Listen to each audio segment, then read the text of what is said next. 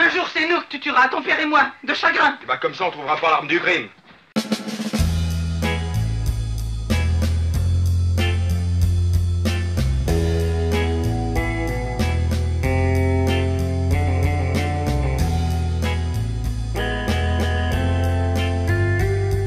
Bonjour et bienvenue dans Kinopod, le podcast grand écran. En direct de Paris, je suis votre hôte Jean Weber et mes braqueurs sont... Jeff Domenech, tu me tueras de chagrin, Kinopod. Philippe Sedbon, comme ça on retrouvera pas l'arme du crime. Et aujourd'hui, tout ce que vous avez toujours voulu savoir sur Mélodie en sous-sol, sans jamais oser le demander. Ravi de vous retrouver mes cinébuddies, la famille est enfin réunie, avec également Romain et Katia en présence dans le bureau. Alors, te fatigue pas Totoche, on est du même monde, et aujourd'hui, vous l'aurez deviné, on va parler de Mélodie en sous-sol, 1963, réalisé par Henri Verneuil.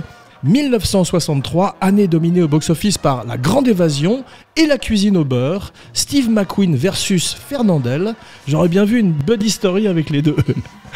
Cette année voit également naître Quentin Tarantino et Johnny Depp, et s'éteindre Jean Cocteau et Pedro Armendáriz qui jouaient Kerim Bey dans Bon baiser de Russie.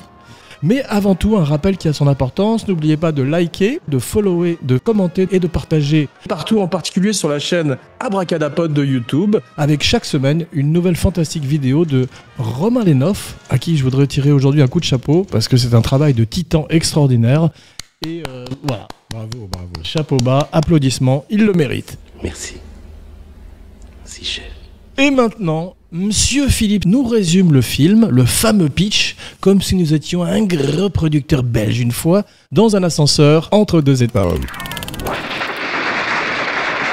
Jean Gabin, un braqueur retraité, sort de prison après 5 ans. Ils n'ont tout de même pas rasé ma cabane. Il retourne à Sarcelles où il habite avec sa femme qui l'attend depuis des années et des années.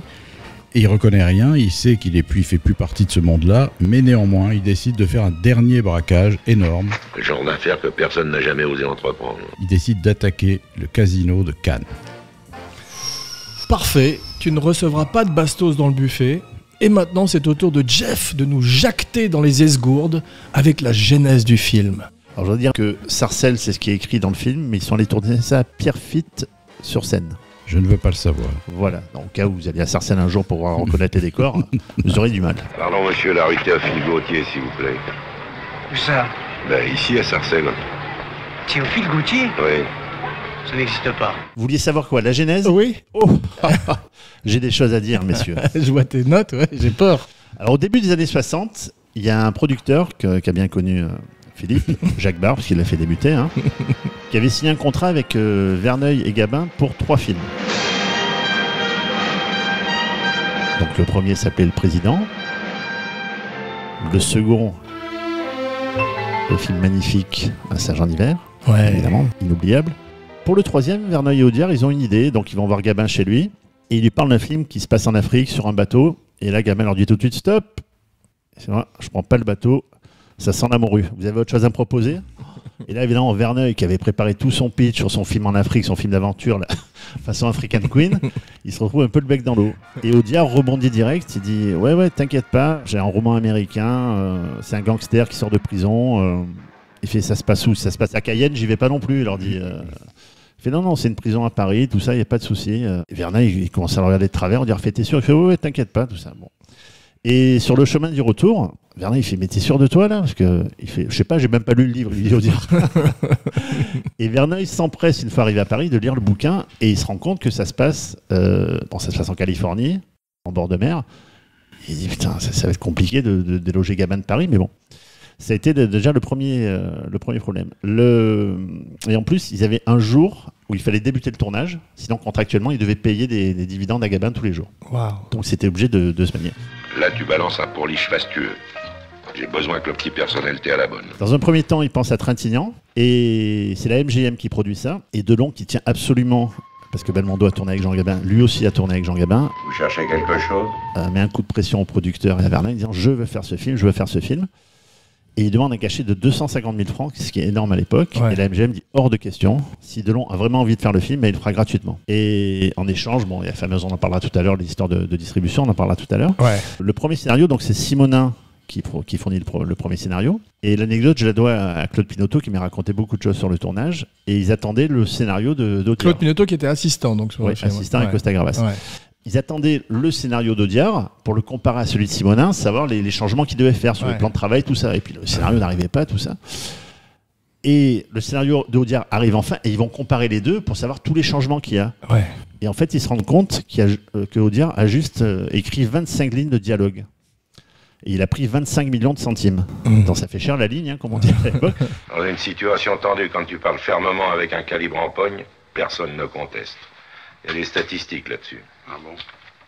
Mais le producteur est emballé parce qu'avec Audiard, parce que les dialogues sont une fois de plus magnifiques. Ouais. Je suis pas sûr de pouvoir tenir ma place. Moi, j'en suis sûr.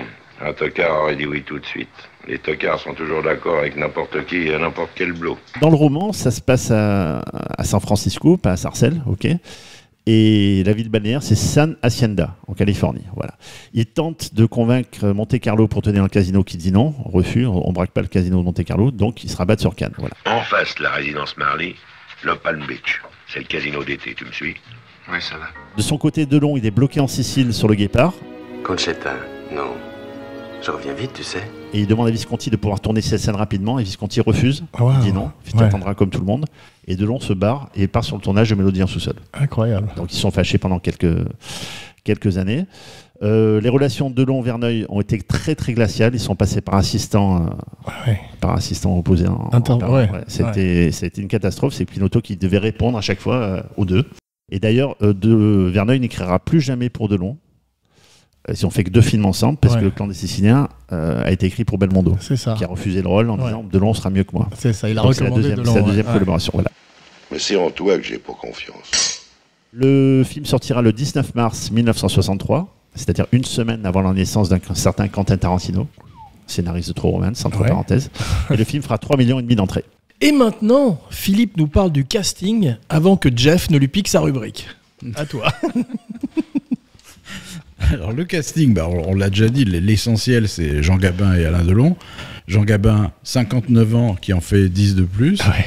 C'est étonnant quand j'ai vu l'âge qu'il avait et que j'étais plus âgé que lui. C'est un peu démoralisé. Tu crois pas que t'as enfin l'âge? L'âge de quoi? D'arrêter de faire le con. Bon, et qui était vraiment revenu au premier plan après quelques années de misère. Là, il était vraiment la superstar française. Et tout le monde voulait tourner avec lui, dont Delon, effectivement. Ouais. Et Alain Delon, qui avait la vingtaine, qui était en pleine ascension. Ouais. Et qui a accepté ce rôle pas très flatteur, de personnage vraiment de petit voyou désagréable, égoïste, etc. Donc il l'a fait vraiment, je pense pas que ce soit pour le rôle qu'il l'ait fait, c'était pour être avec Gabin. Il vous arrive, monsieur, d'être gentil?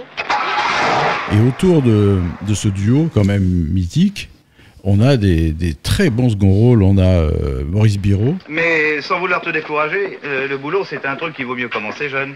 Quand tu démarres tout môme, c'est comme si t'étais né infirme, tu prends le pli, t'y penses plus. qui est le seul personnage humain du film, si on regarde bien, qui est humain, qui a des doutes, qui est loyal. Ça recommence.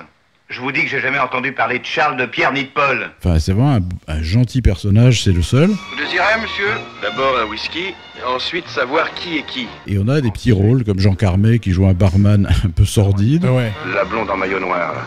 Pour une urgence, le maillot à carreaux. Polonaise et comtesse. On a Doradol, excellente, en fausse comtesse russe. Monsieur, nous nous connaissons à peine. Je ne sais pas si je dois accepter. Te fatigue pas, Totoche. On est du même monde. C'est à elle que Delon dit la fameuse réplique « Te fatigue pas, Totoche, on est du même monde Ouais, magnifique réplique. Je reconnais plus un gentleman d'art. ».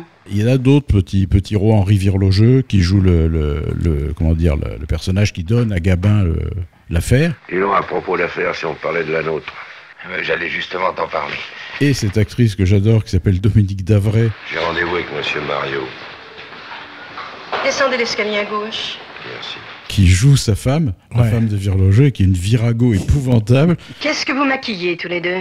Charles me montrait les plans de la nouvelle cabane qui vient de se faire construire à côté de Cannes. On causait bâtiment, madame. Qu'on voit dans une scène, elle est magistrale. Ah ouais. Monsieur, venez, je vais vous montrer. Allô les flics? Saignez-vous, tas de feignants! Elle est forte celle-là, là. Vous dites? Oh, quand je pense qu'il l'a trouvé au marché aux puces. C'est là qu'il a débuté, il poussait une charrette. Darling! Yes! À propos d'actrice, également Viviane Romance. C'était un peu en désordre, je t'attendais pas si vite. Ben, moi, j'ai pas trouvé que ça passait tellement vite. Excuse-moi, je voulais dire, pas si tôt. Formidable. Qui avait déjà fait, parce qu'il voulait une actrice qui avait joué avec Gabin dans le passé. Ouais. Et elle était effectivement dans La Bandera, grand film de Absolument. Duvivier, et La Belle Époque. La Belle Équipe. La pardon. Belle Équipe, Ouais, ouais, extraordinaire absolument. film aussi. Ah oui, Ouais, c'est Jean. Comme ça se prononce. qui était son meilleur rôle, Voilà. Viviane Romance. Et, Ouais. là, et c'est superbe de les retrouver tous les deux âgés, fatigués, etc. Et d'ailleurs, cette scène qui dure pas très longtemps au début du film, on la revoit pas. Elle chapeaute pratiquement tout le film, c'est-à-dire qu'on y pense tout le temps. Ouais. Il y a sa femme qui l'attend et qu'elle en peut plus, et que voilà, c'est un très beau rôle. Mais dis donc, reste pas debout, t'es pas en visite. Donc voilà, c'est un beau casting. Et Jeff, Delon et Gabin se nouent d'amitié sur le film. Ça se Ouais. passe mal avec Verneuil. Et la première rencontre avec Gabin et Delon arrive en retard. T'es déjà là? Je crois que j'étais en avance. Donc il y a Audiard, Verneuil, tout ça. Gabin est assis avec sa casquette dans son coin. Et Delon arrive. Et c'est Gabin qui se lève pour aller le saluer. Et ça l'a touché à Delon. Ah ouais.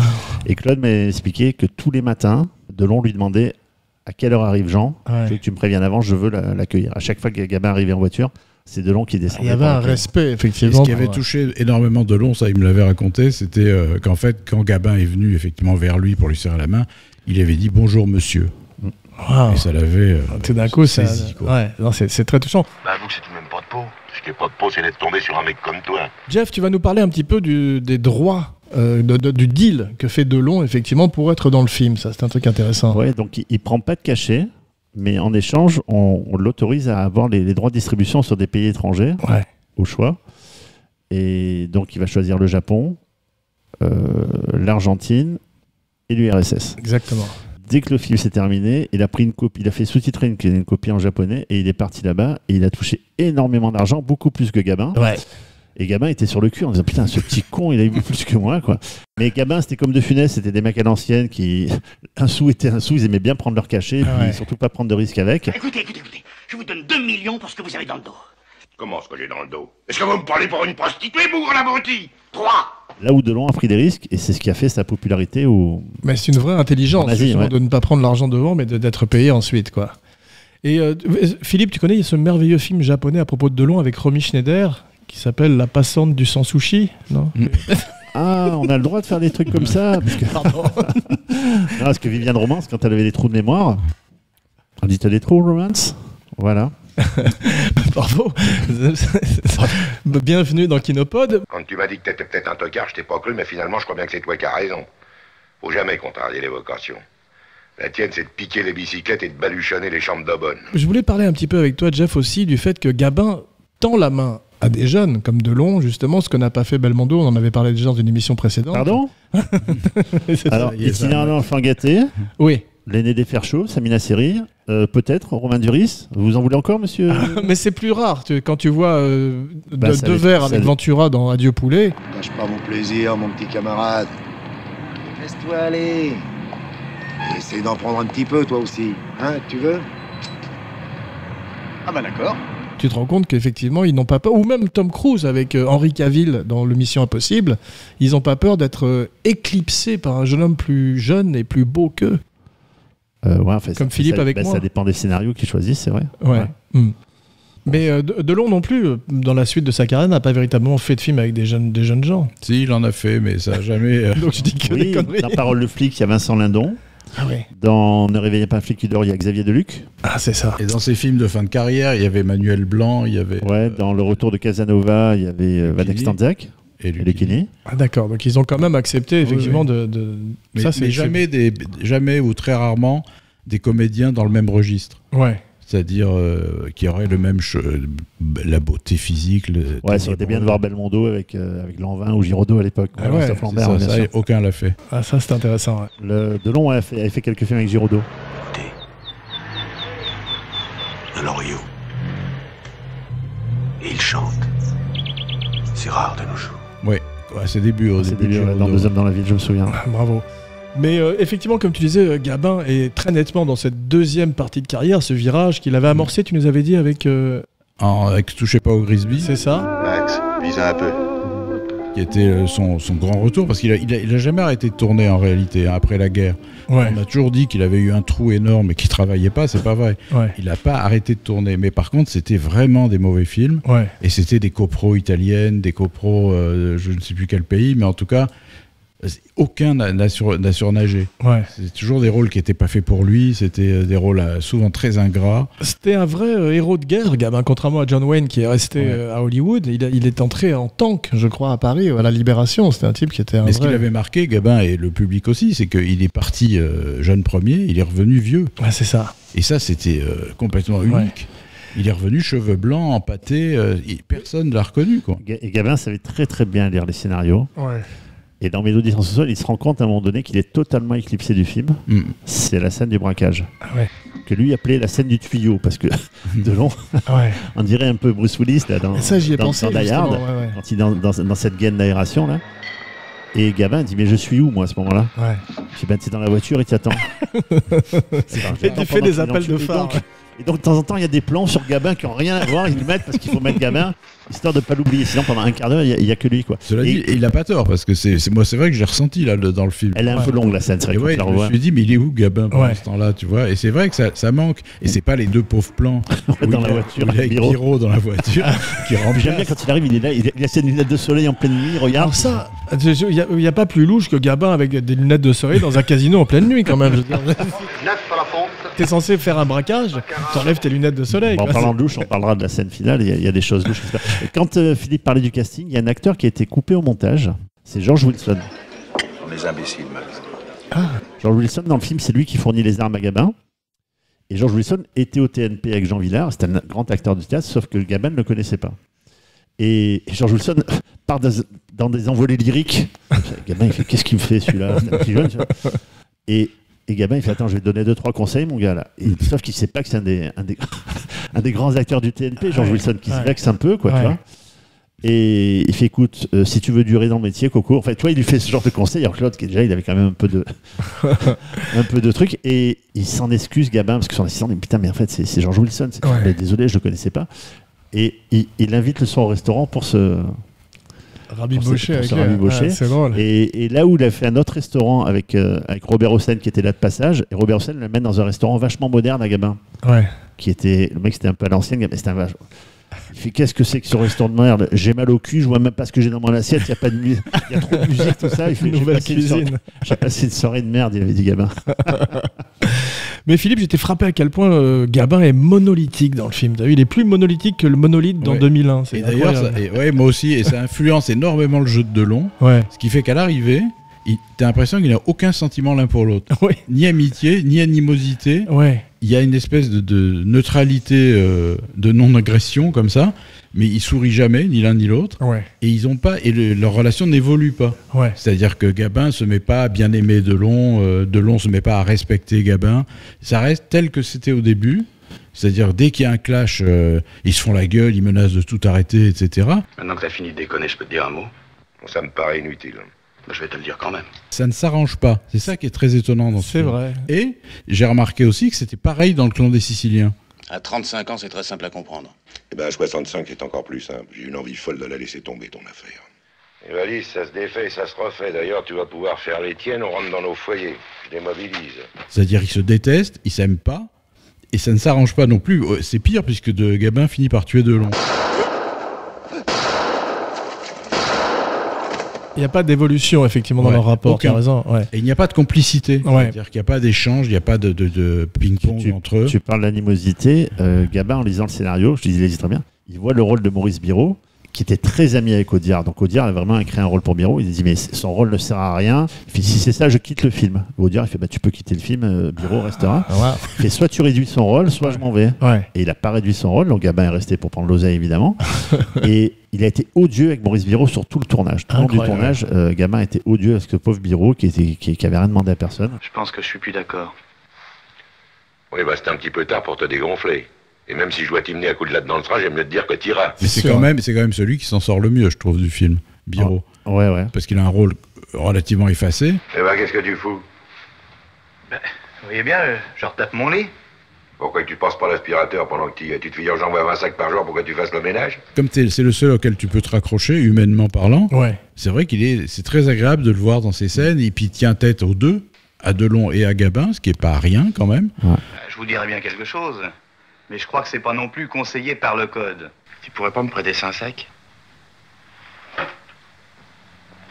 4. Il ancre le film avec une espèce de moralité qu'il a, effectivement. Il a une dignité, en fait. La scène avec Gabin, quand Gabin se fait passer pour un flic au début pour le tester, est formidable. Police judiciaire. Travailler seul là-dedans? Qu'est-ce que ça peut vous faire? Vous cherchez une place? Formidable. Et c'est une scène pour Biro. C'est vraiment écrit pour lui, c'est sa scène. C'est exactement. Mais et ce pauvre Maurice Biro, parce qu'on va pas souvent en parler dans Kinopod, est mort un 24 décembre dans sa voiture, avenue de Marceau à Paris. Il a fait un infarctus foudroyant et il est mort dans sa bagnole. Incroyable. Mais moi, je voudrais revenir un petit peu à Verneuil. Et je trouve qu'il a un formidable sens de l'image quand même. Parce que tu parlais de la scène de la Gaine qui annonce, enfin, c'est un côté Mission Impossible, presque De Palma, tu vois. Il y a un plan magnifique où Delon passe dans la Gaine comme ça, dans le tuyau d'aération, et on voit le casino en dessous de lui. Et ça, c'est extrêmement massif. Il fait des très beaux plans, il a un sens du cadre assez incroyable. Et je me souviens qu'il avait fait un film qui s'appelait La bataille de San Sebastian, qui était une coproduction américaine. Anthony Quinn. Et vraiment, c'est très difficile de se dire que c'est un Français qui l'a fait. C'est vraiment fait à l'américaine, c'est parfait. Et à propos de fait à l'américaine, tu as ce générique de début qui ressemble à du soul bass, avec cette musique de Michel Magne.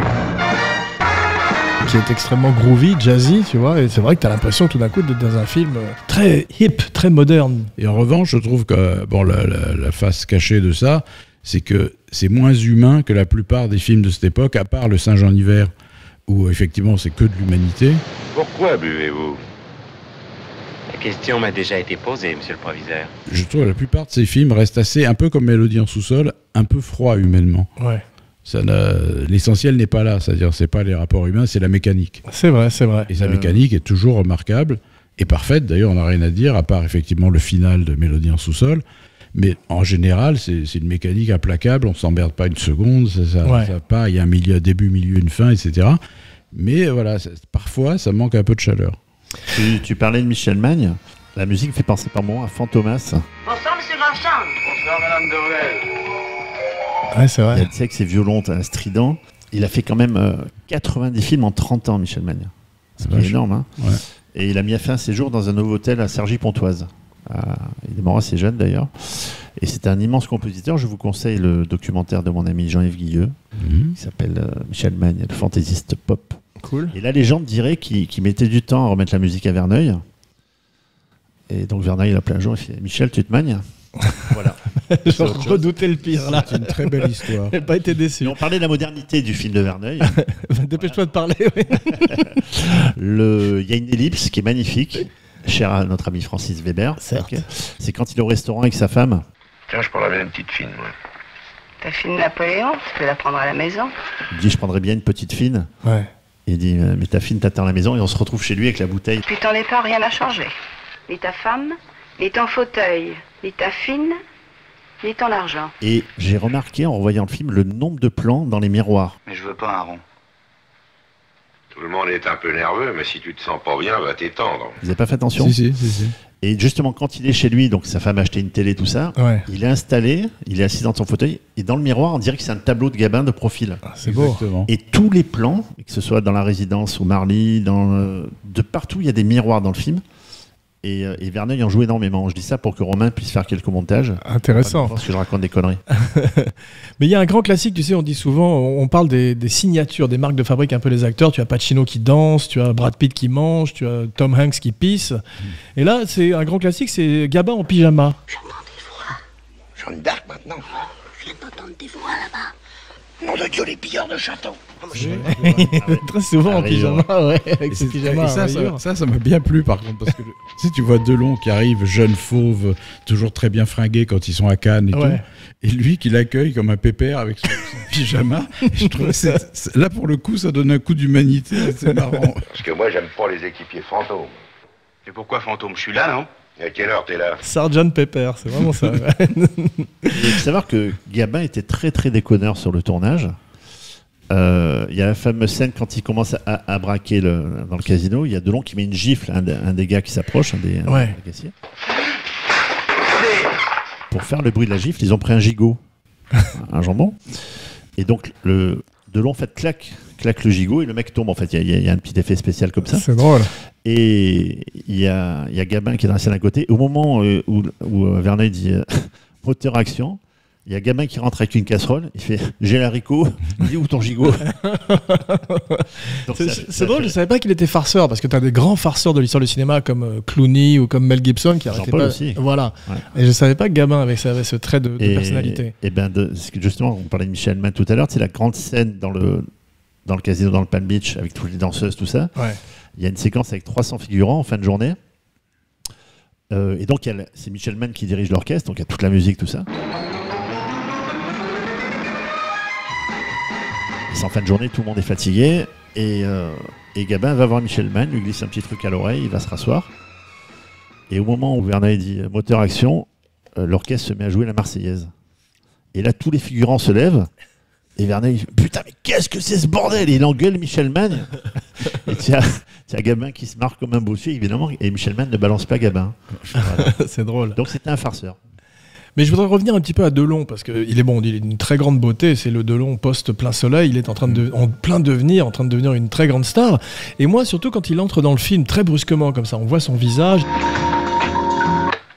Pourquoi, il y a quelque chose à voir? Il a un cuir, etc. Et c'est l'équivalent tout d'un coup d'un James Dean ou d'un Brando, ou même d'un Elvis. C'est-à-dire que il amène l'adolescence dans le cinéma. Et il est aussi iconographique que ces gens-là, je trouve. Et le personnage est un vrai rebelle, c'est-à-dire qu'il bosse pas. Exactement. Il pigeonne sa pauvre mère. Ça fait vraiment écho à ces héros américains, teenagers, effectivement. Et si tu remarques, là, dans ce film, il a tout le temps une petite cicatrice sur la pommette. Et c'est une cicatrice qu'il aura dans plein de films. Ah bon? C'est pas une vraie, évidemment, mais il s'est fait refaire par superstition, j'imagine. C'est drôle. Sur plein de films comme Scorpion, La Tulipe Noire, Le Clan des Siciliens. Comme si tu abîmais un portrait magnifique comme ça, avec une estafilade. Au moins 5-6 fois, il l'a eu, cette cicatrice. Mais il joue beaucoup. Tu sais, tu avais dit un truc intéressant sur Seven, pour une fois. C'est que Brad Pitt, qui était un peu rookie à l'époque, jouait beaucoup pour compenser, etc. Et là, Delon joue beaucoup aussi. C'est vrai, il joue plus qu'évidemment quand il est devenu plus mûr et qu'il connaissait l'effet qu'il avait à la caméra. Exactement. Là, effectivement, il s'agite beaucoup. Et puis bon, c'est aussi pour compenser le côté minéral de Gabin. Ouais. Si tous les deux avaient joué comme ça. Mais Jeff, tu as remarqué aussi qu'il y a un truc qui est intéressant, c'est le côté, je vais parler en anglais exprès pour toi, Upstairs, Downstairs, qui sont ces films anglais où tout d'un coup on voit la vie des valets et on voit la vie des maîtres, si tu veux. Et là on a ces gens de la haute dans le casino et on a en permanence Totoche ou des gens qui sont également d'un autre milieu. Et ça c'est intéressant d'avoir ces deux classes sociales. Le film commence par ça d'ailleurs, dans ce train de banlieue là, qui ramène à Sarcelles, tu vois tous les mecs qui leur parlent de leurs petites vacances, tout ça. Nous on a envoyé des gosses à Bréa, ils sont revenus tout bronzés. Tu as Gabin qui arrive, il y a des ouvriers portugais à qui demandent un truc. Anciennement, Théophile Gautier. Anciennement? Tu connais ça, toi? Et même sa femme dit ça serait bien d'acheter un petit commerce Exactement. Et t'as vu, c'est intéressant, tu parles de cette scène où il est dans le train. Avec la voix off. Et ce qui est très, très intéressant, c'est le mépris qu'a Gabin pour les gens honnêtes, en fait, pour les ouvriers, les gens qui vont travailler. T'as vu, je sais plus les phrases qu'il dit, mais enfin, ça veut dire... il sort de cabane. Ouais. Voilà, bande de caves. C'est ça. Pas de compte à rendre, et vive la liberté, allez, salut, hein. Ouais. La liberté à 70 000 francs par mois, c'est pas ma pointure. Ceux qui aspirent vraiment à faire des scénarios doivent revoir Mélodie en sous-sol, le voir. Et déjà, c'est une leçon d'écriture, je trouve, implacable. Et à plusieurs reprises, tu as la voix off de Gabin. En général, les voix off, c'est pour faire des flashbacks. Alors, je sais pas si on appelle ça comment on peut appeler ça, mais la voix off anticipe ce que va faire Delon. À ce moment-là, moi je quitte Kaufland et je file vers le salon. Toi tu décores aussi, mais en direction du bar. Naturellement, on se connaît pas. C'était rare pour l'époque d'entendre. En fait, Gabin raconte ce que doit faire Delon. Ouais. Et tu le vois en même temps. Donc je trouve ça. Oui, ça deviendra un classique du film de Casse d'ailleurs, où on raconte ce qui va se passer. Flash forward, je crois qu'on appelle ça. Ils avaient fait un film formidable sur ce principe-là qui s'appelait, je sais plus comment, avec Shirley MacLaine et Michael Caine. Et c'était en fait la première partie du film. C'était Michael Caine qui monte un gang, si tu veux, pour faire un braquage. Et il raconte comment ça doit se passer. Ouais. Et donc, tu vois tout, la moitié du film, tu as tout ce que c'est une mission impossible, si tu veux. Et la deuxième partie du film, c'est la réalité. C'est comment ça se déroule et c'est une catastrophe. Et donc, tu ris d'anticipation. Tu as vu comment ça devrait se passer et tu sais que ça va pas très bien se passer là. C'est drôle. Ouais. Mais tu parles de Mission Impossible, il y a des moments où j'ai pensé à De Palma carrément. Quand Delon descend, tu sais, du plafond, ou quand il est dans justement ces gaines d'aération. L'ascenseur, c'est ça. Ouais, t'as vraiment des. Ouais, de l'ascenseur, c'était la mort de Estevez, Emilio Estevez, dans le premier Mission Impossible. Spoiler alerte. Trop tard. Ouais. Mais pour revenir un peu à cet extraordinaire dialogue et à ce personnage de la Virago, la femme d'Henri Virlogeux. Dis donc, tu connaissais pas mon ami Charles? Maintenant, je le connais. Elle est gracieuse, ta dame. Vous savez, quand Gabin dit elle est gracieuse, ta dame. Oui. Tu lui claques pas le beignet. Tu lui claques pas le beignet. Elle aimerait pas. Elle aimerait pas. Et oui, les femmes prennent le pouvoir déjà. Bravo. Mais c'est vrai qu'au départ, les producteurs se sont étonnés de 25 répliques et d'une telle somme versée. Et en fait, après, ils étaient ravis parce qu'ils se sont rendus compte à quel point le film était embelli et rehaussé grâce à ces répliques extraordinaires. T'as vu, on se rappelle que de ça. Ouais. Enfin, on ne cite que ça, les répliques d'Audiard. Qu'est-ce qu'il y a? Je te réveille? Non, j'étais dans ma salle de bain. Ben, au lieu de prendre un bain, tu ferais mieux de prendre une douche. Ouais, je viens d'en prendre une chouette de douche. Absolument. Le roman du film, c'est un écrivain qui s'appelait John Tyrane. Ah, c'est ça, ouais. Et le titre, c'était The Big Grab. Ouais, il avait pris un pseudo pour être acteur, il s'appelait Zerial Marco. C'est plus un nom de joueur de foot que chacun. Et il a joué dans Les Tueurs de San Francisco avec Delon. Ah ouais, il a un petit rôle dedans. C'est drôle. Mais Delon est tellement beau en smoking que tu as l'impression de voir James Bond. Tu te dis, si James Bond avait pu avoir l'accent français, il aurait pu jouer James Bond. Et quand il met son masque, là, tu sais, le moderne, truc, ça. on dirait le Fantomas de Feuillade. Ouais. Je dis ça parce que Philippe était sur le tournage à l'époque du film de Feuillade. Ouais. Ou on dirait la crampe dans Pulp Fiction, je sais pas, des deux, au choix. Non, mais ils ont un super look, aussi bien Gabin avec son masque comme dans un western, et tout d'un coup, je me disais, moi j'aimerais bien avoir une action figure, une espèce de poupée de ces personnages, parce qu'ils ressemblent à des super-héros, en fait, ou des super méchants. Ils sont formidables. Et je trouve que quand tu revois le film des spécialistes, on voit que le film est inspiré. Alors déjà, il y a le braquage sur le casino de l'Océanis, tu vois. Bon, t'es sûr que tu veux pas aller casser un bureau de postalion, ça m'arrangerait. Pourquoi? T'en connais un où il y a 3 millions à taxer? Je trouve que le film il y a beaucoup d'inspiration de mélodie en sous-sol. Ouais, c'est vrai. Jean Carmé, c'est dangereux d'avoir Jean Carmé en barman pour le stock. C'est amusant, hein? Celle de la jupe. Je crois qu'il a qu'une scène, on le revoit pas. Ouais, mais il est formidable parce qu'il explique tous les personnages. En fait, il branche Delon en lui disant quelle nana fille, est disponible. Une, c'est une bidon, l'autre, elle a du fric. Divorcé depuis 3 ans des caoutchoucs du Cameroun. C'est très, très, très, très bien. Vous devez malheureusement la considérer comme une concurrente. Est-ce que les barman, c'est comme les concierges, ça c'est tout sur les clients. J'aime beaucoup cette scène. Et on le retrouvera en barman dans Dupont-la-Joie quelques années plus tard. Absolument. Mais ce qui est étonnant, c'est que cette scène avec la piscine, c'est un grand classique de Delon aussi, on a l'impression presque d'avoir Amicalement Vôtre avant l'heure, avec cette espèce de Danny Wilde français qui arrive et qui inspecte toutes les filles au bord de la piscine, etc. Il y a presque un côté Amicalement Vôtre, je trouve. Ouais.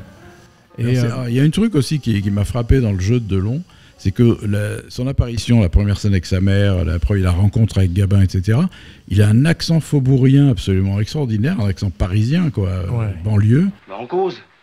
T'es venu pour ça, non? C'est ton truc à toi, causer. Qu'il perd complètement la canne. Ouais, c'est vrai. Quand vous l'aurez au bout du fil, ne manquez pas de transmettre mes respects à M. Nilsson. Quand il est avec les filles, quand il est avec sa petite amie, etc., il n'a plus du tout cet accent, cette agressivité qu'il a au début. Donc il s'est créé un personnage pour Cannes. Ouais. Parce qu'il met son costume, tout ça. Ouais. J'ai un petit tailleur hongrois, il lui dit. Justement, je connais un petit tailleur hongrois drôlement capable. Oui, bah, si ça te fait rien, on laissera tomber ton artiste et on ira chez le mien. Mais Jeff, des podcasteurs de ton espèce, je file un coup de pied dans un bec de gaz, il en dégringole 50. Hein. La confidence pour confidence. Des morus de ton espèce, je file un coup de pied dans un bec de gaz, il en dégringole 50. Et après, qu'est-ce qu'il dit dans le film? Il dit finalement, j'ai mis un coup de pied dans un bac de gaz et personne n'est tombé. Il n'y avait que des Philippe Sedbon qui étaient tombés. Donc, je vous ai dit, j'avais eu la chance et le privilège de bien connaître Claude Pinoteau, qui m'a raconté une anecdote. Tu sais que j'ai écrit un film pour lui. Ah bon? Cache-cache. Mon premier travail, c'était scénariste pour Claude Pinoteau. J'ai le Blu-ray à la maison. Ah ouais. D'accord. Je te le signerai. Avec grand plaisir. Et à propos de cash, justement. Bravo. C'est un métier. C'est un métier. Non, en fait, Claude m'expliquait que Delon, Gabin se couchait tôt le soir évidemment, et Delon se retrouvait seul à Cannes, un petit peu désœuvré tout ça, et il propose à Claude de sortir un soir, et ils vont dans une boîte de nuit où il y a des danseuses, des musiciens, tout ça. Excusez-moi, mais j'ai la danse dans le sang. Claude Pinoteau a vécu très très longtemps à Tahiti, il a d'ailleurs tourné un film là-bas, et il y a des danseuses tahitiennes. Donc, qui dansent le tambouré, tout ça, etc. Et puis, Claude me dit, putain, mais je vois la fille qui me regarde. Je suis quand même à côté d'Alain Delon. La danseuse, elle a plus regardé Alain Delon que Claude Pinoteau, quoi. Ouais. Et à la fin de la danse, la fille se jette sur moi. Claude, et en fait, c'était la fille d'un couple d'amis à moi. Mais la petite, je l'ai connue, elle avait 12 ans. Là, elle a une vingtaine d'années, donc je ne l'ai pas reconnue. Et elle m'embrasse, tout ça, comment ça va, tout ça. Et je lui dis, mais qu'est-ce que tu fais là ? Il fait, écoute, je me suis marié avec un marin, malheureusement il est parti à Toulon, et son bateau est parti à Abidjan, et je suis là toute seule avec ma belle-mère et mon bébé, et je danse pour faire des économies pour pouvoir rentrer à Tahiti. Donc, elle dit, bon, je suis désolé, je dois retourner danser. Ouais. Et Delon se lève, et il lui dit, mais votre bébé, il est où ? Et là, elle indique, le toit, il est au-dessus dans une chambre avec sa belle-mère, quoi. Et Delon sort, va au vestiaire, il dit l'appartement de la petite danseuse, il est où ? Et la fille lui indique, donc il prend un petit escalier étroit, ça c'est Claude qui me le raconte. Hein. Ouais. Et il frappe à cette porte, et il y a une vieille dame, une vieille tahitienne qui lui ouvre, et Delon voit ce bébé, il demande à Pinoteau, il fait, toi qui va souvent là-bas à Tahiti, ça coûte combien un billet ? Il fait, là, en bateau, un Marseille-Papette, il faut compter 4000 francs par personne. Et il y a une guitare qui est accrochée au mur, Delon décroche la guitare, il sort une liasse de billets de 500 francs et il glisse 16 billets de 500 francs le long du manche de la guitare et il la raccroche. Et ce que me dit Claude, il me dit on peut dire ce qu'on veut de Delon, mais ça c'est la grande classe, parce que comme on dit toujours, la fin d'une bonne action, c'est quand on commence à en parler, et Delon ne s'est jamais vanté de ce genre d'histoire. Magnifique geste, surtout s'il s'en est pas vanté, effectivement, c'est très beau, ouais. Mais il y a un truc, il y a une référence qui m'a frappé, c'est que, on voit cette bouche d'aération, tu vois, qui a une grosse importance. Je pense que c'est la première fois qu'on voit ça dans un film, parce qu'on verrait ça beaucoup dans les films américains, mais c'est la première fois que tu as ce type qui rampe. Et il y a un truc aussi, c'est qu'il met son flingue dans une boîte de fleurs, comme Arnold Schwarzenegger dans Terminator 2. Ça, c'est très moderne aussi. Mais on parle de Verneuil, c'est un immense cinéaste. C'est-à-dire que, comme on dit, il a tourné à Hollywood, il a même dirigé des grandes stars américaines. Il avait fait Le Serpent avec Henry Fonda, il y a même Yul Brynner qui était une star hollywoodienne aussi. Et il disait, c'est vraiment, il fait des films à gros budget. Alors, il a moins tourné sur les dernières années de sa vie, hein, mais c'est quelqu'un qui était ambitieux, qui savait faire de la mise en scène. Et c'est le genre de cinéaste qui nous manque aujourd'hui, Verneuil. Ouais. Et vous savez comment il a eu son pseudo ? Non. Il était journaliste, donc il s'appelait Ashod Malakian. Ashod, c'est ça. Un nom compliqué à dire et à prononcer. Et un jour, il doit remplir un dossier à la mairie. La fille, c'est quoi votre nom ? Vous devriez signer pas à la mairie, il était journaliste, il devait signer un papier. Ouais. Et il est dans une mairie. Et puis il voit il y a l'affiche de la ville de Verneuil. Il fait Verneuil. C'est voilà. Drôle. Donc si ça avait été l'affiche de Troyes, il se serait appelé Henri III. Et si ça avait été une affiche de San Salvador, il se serait appelé Henri Salvador. Ça fait penser à Gabin qui regarde les noms, tu sais, des stations de métro pour le clan des Siciliens quand il fait les faux passeports. Ah oui, Perret, René. Voilà. Charles Bosquet, René Perret et Robert Levallois. Mais dites donc, c'est un véritable plan de Paris, ça. Bosquet, Charles, de mémoire. C'est drôle. Bonne mémoire. Mais on peut parler, Philippe, un petit peu de la fin du film, qui est une espèce de clin d'œil au Killing de Stanley Kubrick. On ne peut pas faire une émission sans parler de Stanley Kubrick ou de Batman.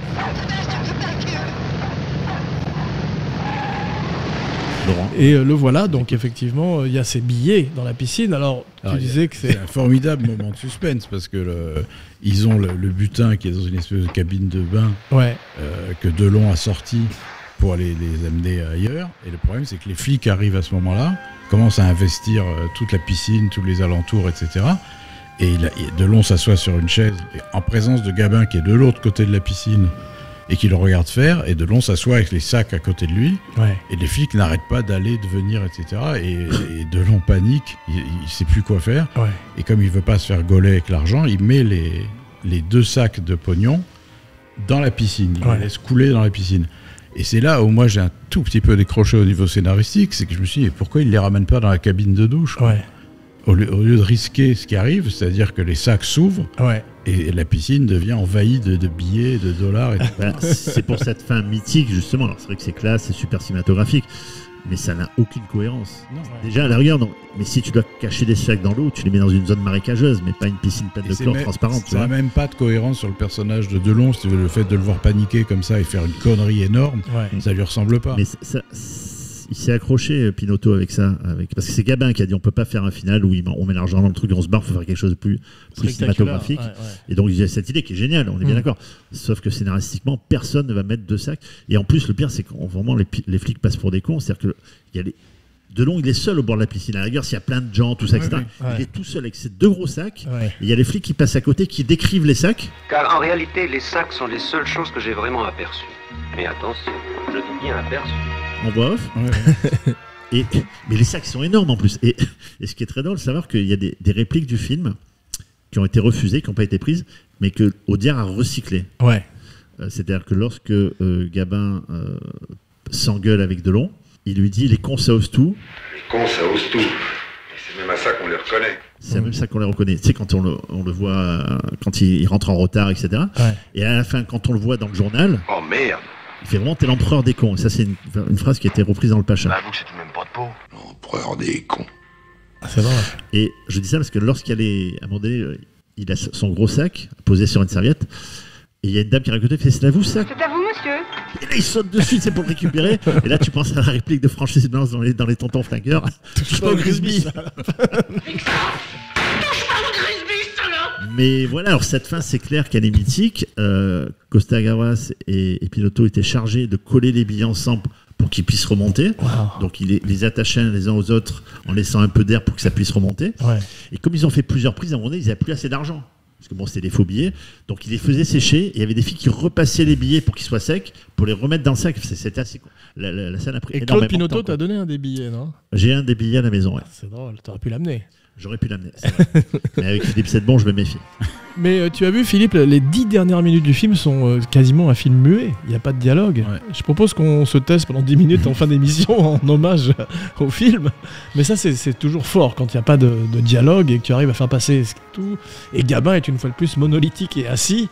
Et là, il est incroyable. Quand Gabin ne fait rien, il ne fait rien. C'est-à-dire qu'il est assis comme une masse. Il bouge pas ni le bras, ni le sourcil, ni rien. C'est extraordinaire.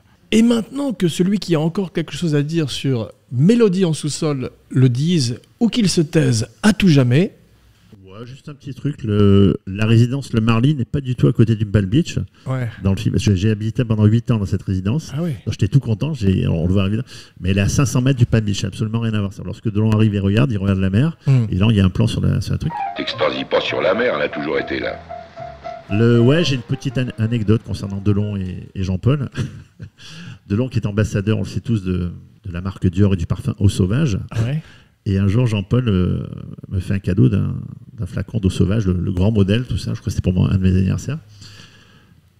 Et je dis, ben alors, t'achètes le parfum de Delon, tu fais marcher la concurrence. Et là, Jean-Paul fait, mais non, je cotise pour sa petite retraite. C'est drôle. Bien, merci mes cinébodies pour ce casse sur la Riviera. Vous fûtes des complices hors pair et sans ce petit incident à la fin, on serait en train de vivre la vie de château à Canberra. Canberra? Mais où c'est? En Australie. C'est loin, ça. On se retrouve très vite pour un nouveau podcast grand écran. En attendant, n'oubliez pas de liker, de partager, de commenter, de follower et de vous abonner partout où vous écoutez et regardez le podcast. En particulier, likez et souscrivez à la chaîne Abracadapod sur YouTube pour aider le show à continuer à exister.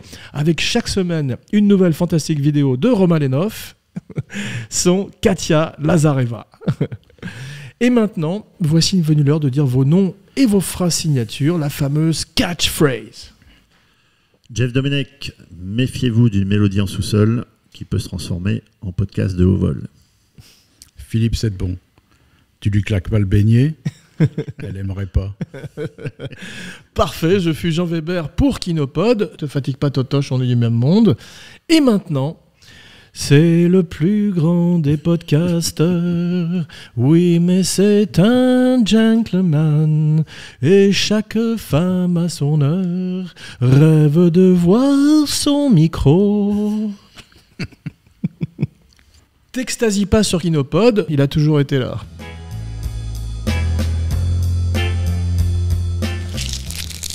Le bonbon. Ah ouais. Comme à la fin du Saint-Jean d'hiver, Gabin. C'est magnifique. Garde les yeux. Extraordinaire. C'est magnifique. T'as vu le lien avec Gabin? Ah oui. Quel métier. Bah, j'attends qu'on fasse le Saint-Jean d'hiver. Hein. Moi j'attends que tu te taises et on y va. Putain. Il est vexé. Ah oui, quand je me colle, ça fait du son. Hein. Il est très fort dans mon oreille, hein. C'est pas grave. Bah, non, s'il y a rien à faire, c'est pas grave. Non, c'est tant mieux. juste un mauvais moment à passer. Comme pour nos spectateurs.